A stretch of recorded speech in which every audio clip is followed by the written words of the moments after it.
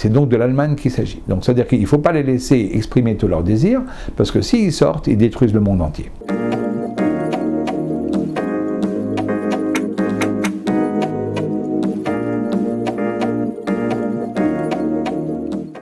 Alors bonjour tout le monde. Notre sujet aujourd'hui, c'est Yom HaShoah, le jour de la Shoah, qui a été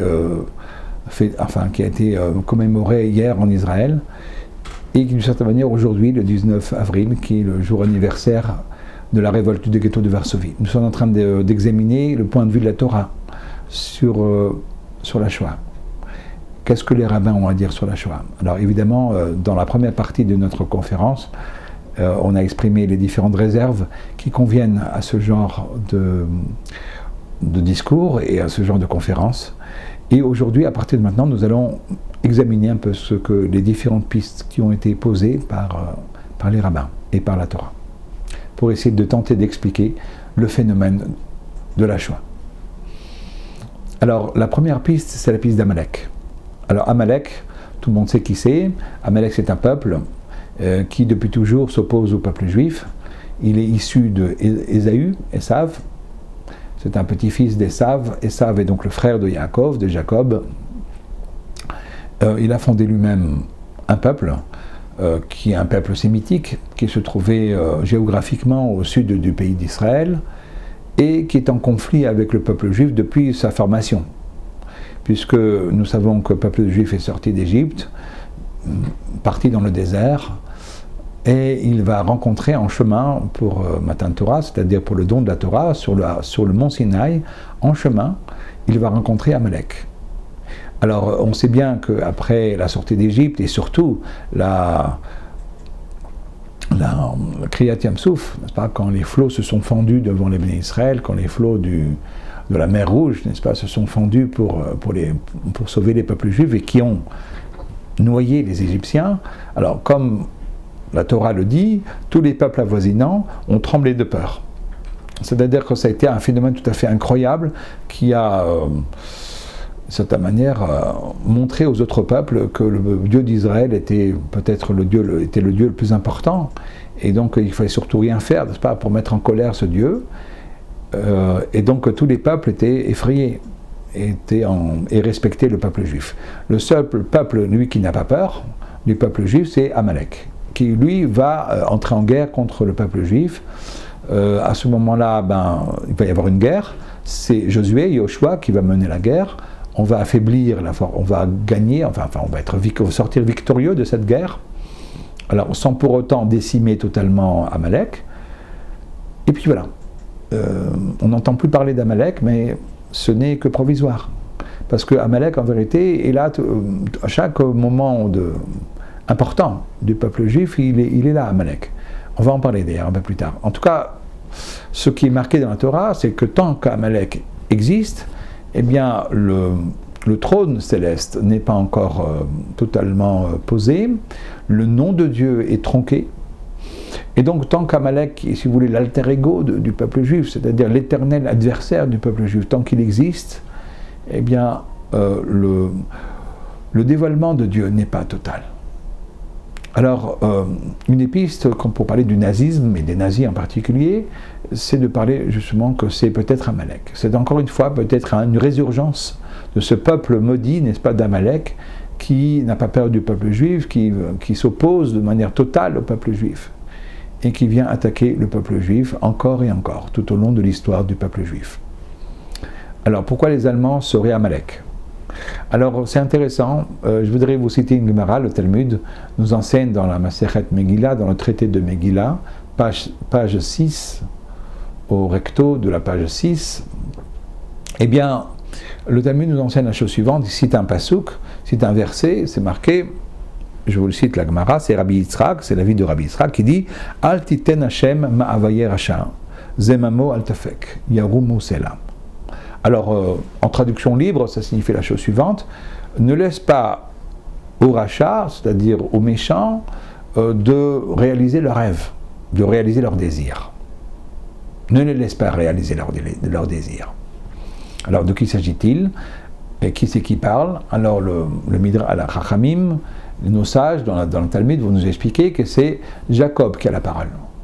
Et il demande à Hachem, à Dieu, de faire en sorte que Ésaü ne puisse pas réaliser tous ses rêves. Parce que s'il réalise tous ses rêves, alors, et de qui s'agit-il? Alors, Ésaü, le descendant d'Ésaü, c'est Germamia shel Edom. Germamia shel Edom. Alors, c'est pas très clair qu'est-ce que c'est, on va en parler tout de suite, mais Germamia shel Edom, c'est donc un pays, et qui, si on le laisse réaliser ses rêves, eh bien, c'est la fin des haricots. C'est-à-dire, dans le langage de la Gemara, c'est Shilmale Hem Yotzim, s'ils sortent, c'est-à-dire s'ils sont capables, n'est-ce pas, de mettre en œuvre tout ce qu'ils désirent, alors Yotzim ou Machrivim Kol HaOlam Kulo. Ils vont sortir et détruire le monde entier. Donc, on a intérêt à brider les désirs de Germamia chez les Dom. Alors, Germamia chez les Dom, c'est pas très clair. Alors, le Gaon de Vilna, qui est un très célèbre talmudiste du XVIIIe siècle, qui vivait à Vilna, comme son nom l'indique, eh bien, il va, dans une note, il va dire, il ne faut pas lire Germamia, mais Germania. Germania, c'est, tout le monde a entendu, n'est-ce pas, c'est Germany, n'est-ce pas, comme en anglais, n'est-ce pas, c'est l'Allemagne. L'Allemagne des Dômes. Et donc c'est l'Allemagne, c'est donc de l'Allemagne qu'il s'agit. Donc c'est-à-dire qu'il ne faut pas les laisser exprimer tous leurs désirs, parce que s'ils sortent, ils détruisent le monde entier. Alors, c'est déjà très troublant d'ailleurs. On parle de l'Allemagne, Germania chez l'Edom. D'ailleurs, on dit qu'elle est une partie d'Edom. Alors, Edom, de manière Edom, hein, de manière traditionnelle, c'est Rome. Ce sont les Romains. Hein, c'est dans le langage talmudique, Edom représente Rome. Alors, c'est intéressant parce que les forces de l'Axe, durant la Seconde Guerre mondiale, tout le monde sait, n'est-ce pas, que l'Italie était l'allié de l'Allemagne. Alors est-ce que ça viendrait aussi peut-être faire allusion, dans un petit clin d'œil, à l'Allemagne alliée de l'Italie? On ne sait pas. On peut peut-être le supposer. En tout cas, cette Allemagne, si elle part en guerre, elle risque de détruire le monde. Alors ce qui est aussi intéressant, c'est que vous savez que Guillaume II, le Kaiser de l'Empire allemand, vous savez que c'était un empereur, avant 1914, l'Allemagne était un empire, et Guillaume II était donc le dernier Kaiser de l'Allemagne, de l'Empire allemand. Il a fait une fois un voyage en Palestine. Il est arrivé à Jérusalem et tous les rabbins sont sortis à sa rencontre. On a fait une grande réception, comme il le convenait, quoi. C'était quelqu'un de très important politiquement, donc il a été reçu en grande pompe et en grande faste. Voilà. Et alors, il y a un rabbin qui n'est pas venu à sa rencontre. Ce rabbin s'appelait le rabbi Yosef Chaim Sonnenfeld. Le rabbi Yosef Chaim Sonnenfeld n'est pas allé à sa rencontre. Et quand on lui a posé la question « Pourquoi tu n'y es pas allé ?», il lui a dit qu'il y a une tradition du Maharil Diskin. Alors le Maharil Diskin, c'est Rabbi Yoshua Leib Diskin, qui était un des rabbins de Jérusalem, mais qui encore avant était le rabbin de Brisk en Pologne. Alors, cette tradition, donc, qui est un très considéré comme une grande autorité rabbinique, eh bien dit, j'ai une tradition donc du Rav Diskin, comme quoi l'Allemagne est Amalek. Et comme si l'Allemagne est Amalek, alors on n'a pas besoin d'aller à la rencontre d'une personne qui appartient à Amalek. Alors bon, alors évidemment, on peut se poser beaucoup de questions sur l'authenticité de cette tradition, oui ou non. Il y a une autre tradition aussi qui, au nom d'un autre rabbin très connu, le rabbi Chaim Soloveitchik, qui était aussi un rabbin très connu, d'ailleurs aussi à Brisk d'ailleurs, et on a donc cette même tradition aussi en son nom. Alors, le problème, c'est qu'aujourd'hui, nous savons qu'il n'y a pas de peuple qui s'appelle Amalek. Parce que ça aussi, c'est marqué dans le Talmud, que Sancherib, que Sennacherib, qui était le roi d'Assyrie, le roi d'Achour, était un grand conquérant. C'est marqué dans le Talmud qu'il a mélangé toutes les nations. C'est-à-dire qu'en partant en conquête, n'est-ce pas, contre les pays avoisinants, eh bien tous les peuples se sont mélangés. Et donc, il n'existe plus de peuple à proprement parler d'Amalek. Alors c'est un petit peu compliqué de se dire que le peuple d'Amalek se serait installé en Allemagne. Tout ça, ça a l'air un petit peu compliqué. Pas impossible, mais un peu compliqué. Alors, je crois qu'il faudrait surtout peut-être dire que Amalek, ce n'est pas plus un peuple, on va dire généalogiquement parlant, mais c'est surtout peut-être d'abord une idéologie. Et cette idéologie d'Amalek, ça, nous avons des choses très intéressantes qui sont marquées dans le Midrash, dans les Chachamim. Il y a une tradition rabbinique très très intéressante au sujet d'Amalek. Alors, quand on parle d'Amalek, on parle de pouvoir. Parce que, comme je l'ai cité précédemment, dans le premier quart d'heure de notre conférence, Amalek est le petit-fils d'Ésaü. Or, Ésaü est présenté dans la Torah comme étant un chasseur. Ish Sadeh, un homme de terrain, Ish Yodeat Saïd, un chasseur. Alors, Ésaü avait quand même... Alors, être un chasseur, c'est très bien, mais enfin, faire de ça, ça peut être un hobby peut-être, mais en tout cas, d'être un chasseur de manière, on va dire... tout au long de la journée, il y a quelque chose de pervers, de pernicieux dans l'état de chasseur. Parce que le chasseur, c'est un homme de pouvoir, qui assoit son pouvoir sur des pauvres bêtes sans défense. Alors, Ésaü avait quand même un petit point de lumière dans son comportement, c'est qu'il était soumis à son père. Ce qui n'est pas le cas d'Amalek. D'après le Zohar nous dit, Amalek, c'est la quintessence d'Ésav. C'est la quintessence d'Ésaü. C'est-à-dire que si Ésaü est un homme de pouvoir, alors Amalek est un homme de pouvoir puissance 10. C'est-à-dire que ce qui compte pour lui, c'est le pouvoir. Alors, sans faire trop de raccourcis, je crois que chacun d'entre nous connaît une phrase très très connue, n'est-ce pas, d'Hitler, qui disait la chose suivante, il disait, on pense que les livres d'histoire vous racontent que c'est Rome qui a vaincu la Judée. Et donc la Judée, effectivement, a cessé d'exister après la révolte, n'est-ce pas, au IIe siècle, et c'est Rome qui a vaincu la Judée. Mais ça, c'est sur le plan militaire. Mais sur le plan des idées, c'est le contraire qui se passe. C'est la Judée qui a vaincu Rome. Parce que la civilisation occidentale, aujourd'hui, est une civilisation judéo-chrétienne. Ça, je ne vous l'apprends pas, bien sûr. Et cette civilisation judéo-chrétienne, eh bien, prône la défense et le respect des faibles et des opprimés. Alors que Rome prônait la force, était le symbole même de la force, de la puissance, la Judée, les idées de la Judée ont pénétré partout en Occident.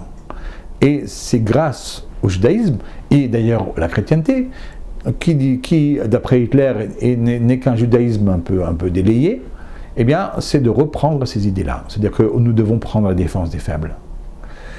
Et d'une certaine manière, en prenant la défense des faibles, eh bien, c'est pas productif. Parce qu'à ce moment-là, les forts ne peuvent pas produire ce qu'ils ont à produire. Et ça affaiblit la force de ceux qui sont capables d'aller de l'avant. Et donc, ce sont ces idées qui font reculer l'humanité. Et donc, pour lui, le judaïsme était une idéologie cancérigène. De cette manière, elle affaiblit les forts. Elle affaiblit les hommes de pouvoir. Et pour lui, la grandeur de l'Allemagne, c'était de revenir à la fameuse légende des chevaliers teutoniques, dans les opéras de Wagner, où on a le chevalier sans peur et sans reproche. Bon, ça c'est français, ça. Mais enfin, c'est juste, c'est juste pour rigoler un petit peu. Mais enfin, il y a cette idée-là de la force, de la puissance, de ces gens-là, n'est-ce pas, qui sont capables d'aller très très loin, sans trop se soucier des faibles et des opprimés. Et ça, c'est une vraie idéologie, si vous voulez, d'Amalek.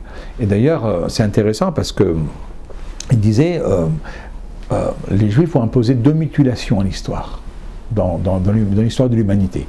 La première mutilation, c'est la mutilation du corps. C'est la Brit Mila, c'est la circoncision. C'est-à-dire la circoncision affaiblit le corps. Mais ils ont aussi imposé une mutilation au niveau de l'esprit. Et cette mutilation-là, c'est la conscience. Ça donne une idée, même la conscience, tout le monde connaît, n'est-ce pas, Gemini le grillon, n'est-ce pas, le fameux Pinocchio, n'est-ce pas, la conscience, cette voix de la conscience. Et ça, c'est quelque chose qui a été imaginé par les Juifs et qui empêche, n'est-ce pas, cette spontanéité, cette spontanéité des forts, des puissants, de s'exprimer, et qui les bride d'une certaine manière. Alors là, on retrouve très très clairement, si vous voulez, un peu le parfum, si vous voulez, d'Amalek, tel qu'il est cité dans la littérature rabbinique. Il y a encore d'autres choses beaucoup plus troublantes, c'est que, vous savez que Purim, la fête de Purim, est entièrement basée sur la défaite, n'est-ce pas, de Haman. Haman était le premier ministre du roi Ahasverosh, Artaxerxès. un peu du mal à le dire, en tant que Premier ministre, il était farouchement antisémite, il apprenait demander au roi d'accorder l'extermination totale du peuple juif.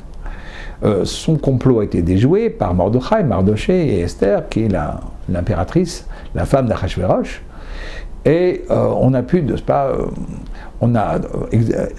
exterminer, nous, hein, tous les gens d'Amalek, et de cette manière, le peuple juif a été sauvé du génocide.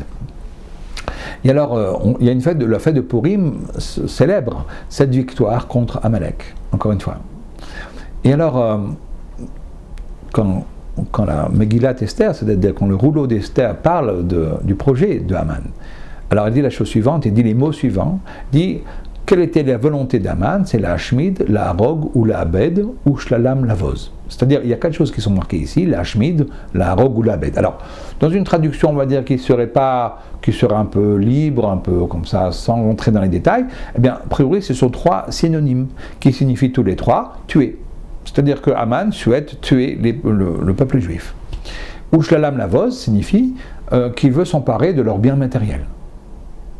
Alors, le Gaon de Vilna, encore une fois, le Gaon de Vilna, dans son commentaire sur la Megillah, sur le rouleau d'Esther, il va dire la Shmid, la Harog ou la Abed, attention, ce ne sont pas 3 synonymes, mais chacun veut dire autre chose. Parce que vous savez, les mots, n'est-ce pas, de la Torah, les mots de la Megillah, du rouleau d'Esther, sont précis.